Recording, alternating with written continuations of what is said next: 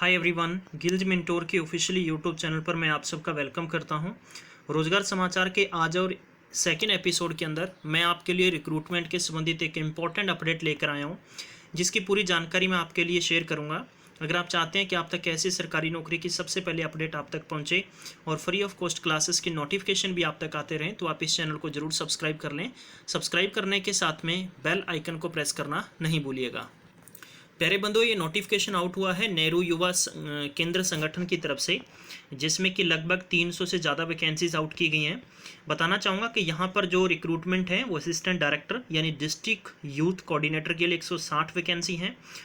Junior computer program के लिए 17 post हैं और फिर हिंदी ट्रांसलेटर के लिए 1 पोस्ट है। असिस्टेंट के लिए 38 पोस्ट हैं। लाइब्रेरियन के लिए 1 वैकेंसी है। कंप्यूटर ऑपरेटर के लिए 4 पोस्ट हैं और अकाउंटेंट क्लर्क कम टाइपिस्ट के लिए 58 पोस्ट हैं एंड स्टेनोग्राफर ग्रेड सेकंड के लिए 23 पोस्ट हैं।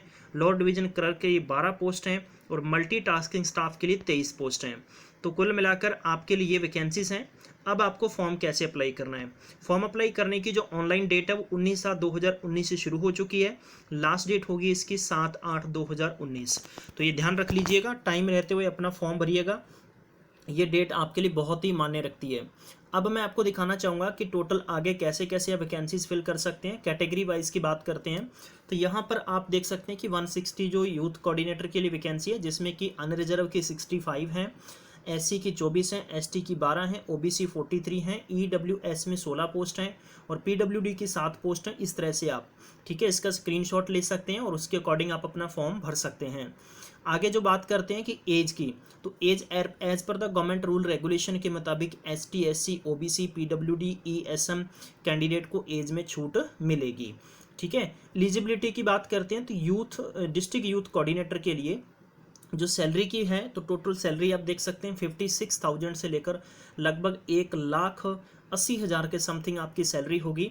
पोस्ट ग्रेजुएशन आपके पास होनी चाहिए और 3 साल का यूथ एक्टिविटी के संबंधित रूरल डेवलपमेंट या अदर जो sectors including the volunteer work in the reported organisation के अंदर आपके पास वर्क होना जरूरी है।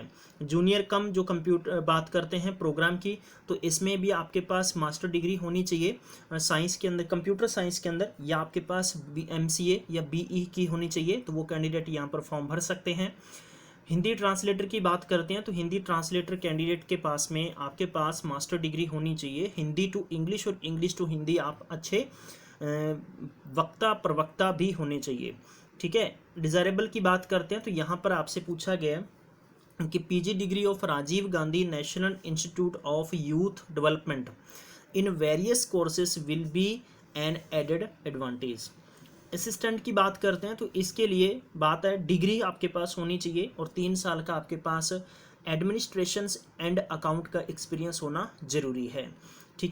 और आगे देखते हैं लाइब्रेरियन के लिए आपके पास डिग्री हो और डिग्री के साथ में आपके पास लाइब्रेरी का डिप्लोमा या लाइब्रेरी में डिग्री हो, तो वही कैंडिडेट इसमें फॉर्म भर सकते हैं। इसके बाद में स्टेनोग्राफर ग्रेड सेकंड के लिए तो आपके पास 12वीं होनी चाहिए और स्किल का मतलब यहाँ पर पर्टिकुलर जो आपको स्किल जो दिया रखा है वो 10 मिनट के हिसाब से आपके टाइपिंग टेस्ट होगा और 80 वर्ड पर मिनट के हिसाब से आपको टाइप करना होगा और वही कैंडिडेट फॉर्म भर सकते हैं जिनको तजुर्बा और जिनके पास नॉलेज एक्सपीरियंस है।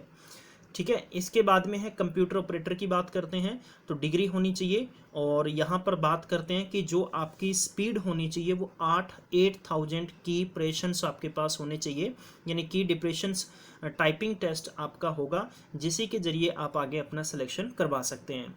उसके बाद में अकाउंटेंट क्लर्क कम टाइपिस्ट की बात है तो इसके लिए BCom होना जरूरी है। और 2 साल का आपके पास अकाउंटेंट का एक्सपीरियंस हो और टाइपिंग टेस्ट होगा 30 वर्ड पर मिनट इंग्लिश, या आपका देखो दोनों में कोई एक होगा, या तो 25 वर्ड हिंदी में करने पड़ेंगे या 30 वर्ड इंग्लिश में करने पड़ेंगे। कंप्यूटर का नॉलेज होना जरूरी है। और इसके बाद में लोअर डिवीजन क्लर्क की बात है तो लोअर डिवीजन क्लर्क के लिए 12वीं पास होनी चाहिए और आपके पास 35 वर्ड इंग्लिश में टाइपिंग होनी चाहिए और 30 वर्ड हिंदी में टाइपिंग स्पीड आपकी होनी जरूरी है। मल्टीटास्किंग स्टाफ के लिए आपके पास 10वीं क्लास हो या 10वीं क्लास के बराबर अगर आपने क्वालिफिकेशन कर रखी है तो वो कैंडिडेट यहाँ पर फॉर्म भर सकते हैं। और जिनके पास RSY या NYC का मिनिमम 1 साल का एक्सपीरियंस है वो कैंडिडेट यहाँ पर फॉर्म भर सकेंगे। अब जहाँ तक बात आती है तो डिस्ट्रिक्ट यूथ कोऑर्डिनेटर और जूनियर कंप्यूटर प्रोग्राम, फिर इसके बाद में है सीनियर हिंदी ट्रांसलेटर के लिए कम से कम आपकी एज 28 साल तक होनी चाहिए।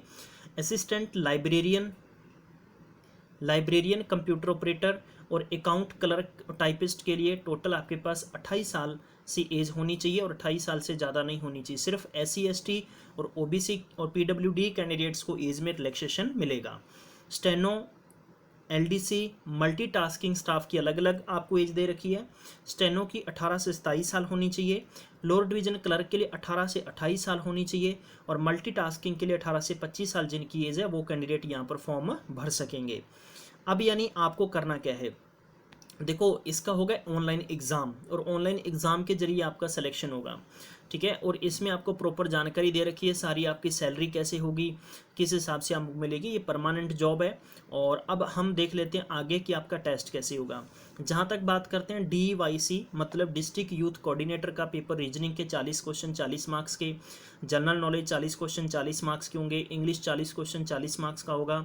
और इसमें कि आगे आपका Indian economy, social culture, legal, political, environment मतलब ओवरऑल GK और आपका ध्यान रखना कि यूथ डेवलपमेंट प्रोग्राम के संबंधित 40 क्वेश्चन 40 मार्क्स और मैथ होगा आपका 40 क्वेश्चन 40 मार्क्स।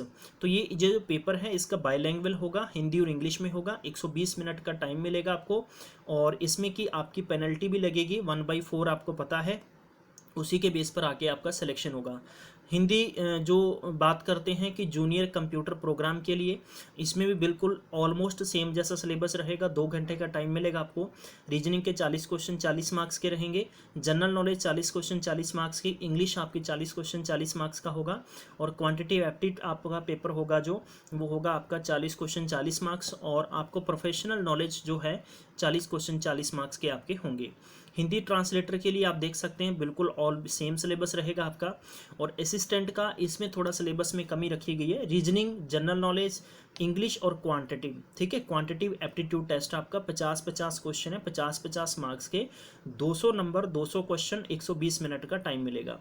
लाइब्रेरियन के लिए भी आप देख सकते हैं, लाइब्रेरियन के सिलेबस में यहाँ पर प्रोफेशनल आपको मैं कह सकता हूँ कि नॉलेज सब्जेक्ट के संबंधित आपको डाल दिया गया है और क्वांटिटी ऑफ क्वेश्चन जो है उसकी 40-40 मार्क्स कर दिए गए हैं, 40-40 क्वेश्चन के। स्टेनोग्राफर सेकंड के लिए भी आप बिल्कुल देख सकते हैं सेम सिलेबस रहेगा, सेम आपको ड्यूरेशन मिलेगा, बाईलैंग्वेज आपका पेपर होगा। कंप्यूटर ऑपरेटर के लिए ध्यान रखिएगा कि जो 5th पार्ट है यहाँ पर आपका प्रोफेशनल नॉलेज की बजाय यहाँ पर आपको बेसिक कंप्यूटर पूछा जाएगा 40 क्वेश्चन 40 मार्क्स के।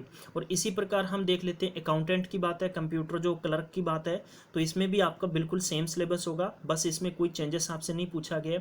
चेंजेस आपको दे रखा है तो यहाँ पर आपको अकाउंटेंसी नॉलेज 40 क्वेश्चन 40 मार्क्स के आपसे पूछे जाएंगे। क्लियर, आगे देख लेते हैं। LDC की जो लेवल 2 में आपको पूछा गया है और इसमें बहुत ही सिंपल पेपर होता है, 40 क्वेश्चन 40 मार्क्स के और रीजनिंग के आएंगे, मैथ्स के आएंगे, इंग्लिश और जनरल अवेयरनेस होगा, ठीक है। इसमें कंप्यूटर नहीं पूछा जाएगा। मल्टीटास्किंग में क्वेश्चन कम होते हैं, इसमें कि रीजनिंग के 25 क्वेश्चन 25 मार्क्स के होते हैं और जनरल अवेयरनेस के 50 क्वेश्चन 50 मार्क्स के होते हैं और जनरल इंग्लिश होती है 50 क्वेश्चन 50 मार्क्स के और क्वान्टिटिव एप्टीट्यूड 25 क्वेश्चन 25 मार्क्स के। इसमें भी आपको 2 घंटे का टाइम मिलेगा। जो कैंडिडेट इसकी कट ऑफ में आएगा उसे आगे इंटरव्यू के लिए बुलाया जाएगा और इंटरव्यू जिन पोस्टों के लिए इंटरव्यू है, जैसे ऑफिसर ग्रेड की पोस्ट हैं उनके लिए इंटरव्यू होगा, बाकी के लिए इंटरव्यू नहीं होगा। तो ये गाइज आप सबके लिए प्रॉपर तरीके का एक मैंने स्ट्रक्चर बता दिया है। अब थोड़ा हम देख लेते हैं कि जो आपका नॉलेज, स्किल या एप्टीट्यूड रिक्वायर्ड है, ठीक है, उसके संबंधित आपको यहाँ पर जानकारी दे रखी है, तो आप इसका स्क्रीनशॉट ले सकते हैं, बेहतर होगा बिकॉज ये काफ़ी लंबी डिटेल है। और एग्जामिनेशन सेंटर की जहाँ तक बात है, नियर अबाउट चंडीगढ़, हरियाणा या पंजाब की बात करें तो जैसे यहाँ पर चंडीगढ़ का मोहाली दे रखा है, ठीक है, तो मैक्सिमम स्टूडेंट्स का मोहाली सेंटर ही होता है, उसी के जरिए आप अपना यहाँ पर बोर्ड भर सकते हैं, माफ़ करना जरा सेंटर भर सकते हैं, ठीक है। इसके अलावा भी आपको अगर ज़्यादा फॉर्म भरे जाते हैं तो फिर वैसे लोकल आपको दे दिए जाते हैं, जैसे पंजाब में अमृतसर है, बठिंडा है, जलंधर है, ठीक है, तो ये आपको सेंटर दे दिए जाएंगे। तो गाइज इसमें जो सिलेक्शन प्रोसेस है वो सिलेक्शन प्रोसेस आप देख सकते हैं। सिलेक्शन प्रोसेस के लिए क्या है कि जैसे पहली पोस्ट यूथ कोऑर्डिनेटर के लिए रिटन एग्जाम होगा, फिर पर्सनल इंटरव्यू होगा। इसके बाद में जूनियर कंप्यूटर है तो उसके लिए पहले आपका क्या होगा, रिटन एग्जाम होगा, फिर स्किल टेस्ट होगा, फिर पर्सनल इंटरव्यू होगा। और हिंदी ट्रांसलेटर के लिए पहले आपका रिटन एग्जाम होगा, फिर स्किल टेस्ट, फिर पर्सनल इंटरव्यू होगा। असिस्टेंट की बात है, पहले रिटन एग्जाम होगा, पर्सनल इंटरव्यू होगा, इसमें स्किल टेस्ट बिल्कुल भी नहीं होगा। लाइब्रेरियन के लिए भी इंटरव्यू होगा, पहले रिटन एग्जाम होगा। और इसी प्रकार जो ग्रेड सेकंड के लिए पहले रिटन एग्जाम होगा, फिर स्किल टेस्ट होगा, फिर आपका पर्सनल इंटरव्यू होगा। कंप्यूटर ऑपरेटर की बात करते हैं तो इसके लिए आपका रिटन एग्जाम होगा और स्किल टेस्ट होगा, कोई भी किसी प्रकार का इंटरव्यू नहीं लिया जाएगा, ठीक है। और इसी प्रकार से जो क्लर्क कम टाइपिस्ट है उसका भी कोई इंटरव्यू नहीं है, और एलडीसी का भी कोई इंटरव्यू नहीं है, और एमटीएस का सिर्फ और सिर्फ रिटन एग्जाम है, कोई इंटरव्यू नहीं है, किसी प्रकार का कोई स्किल टेस्ट नहीं होगा। फॉर्म भरने के लिए मैं आपको लिंक कमेंट बॉक्स में दे दूंगा, जहां पर आप जाकर आराम से अपना इजीली रजिस्ट्रेशन कर सकते हैं। और इस नोटिफिकेशन की जानकारी को प्लीज़ मैक्सिमम टाइम तक आगे शेयर करें। और ये एक अंत में जानकारी थी कि आपको फीस पेमेंट है वो कैसे करनी है। मेल कैंडिडेट हैं, चाहे वो माफ़ करना ज़रा जनरल कैटेगरी है, ईडब्ल्यूएस और ओबीसी, आपको 700 रुपये पे करना होगा। और SC ST को किसी प्रकार की फ़ीस पे नहीं करनी है। और 350 रुपये जिसमें जनरल और ईडब्ल्यूएस और ओबीसी फीमेल कैंडिडेट को पे करने होंगे। और इसका ऑनलाइन आपका एग्ज़ाम होगा, ऑनलाइन ही रजिस्ट्रेशन होगा। पूरी जानकारी मैंने आपके लिए शेयर कर दी है, प्लीज़ इसको मैक्सिमम टाइम तक आगे शेयर करिएगा ताकि हर एक कैंडिडेट तक इसकी इन्फॉर्मेशन पहुंच जानी चाहिए। आप सब ने अपना बेशकीमती समय दिया, इसके लिए मैं आपका शुक्रिया करूँगा। नेक्स्ट अपडेट में मिलेंगे, तब तक ख्याल रखिएगा। Take care, bye bye.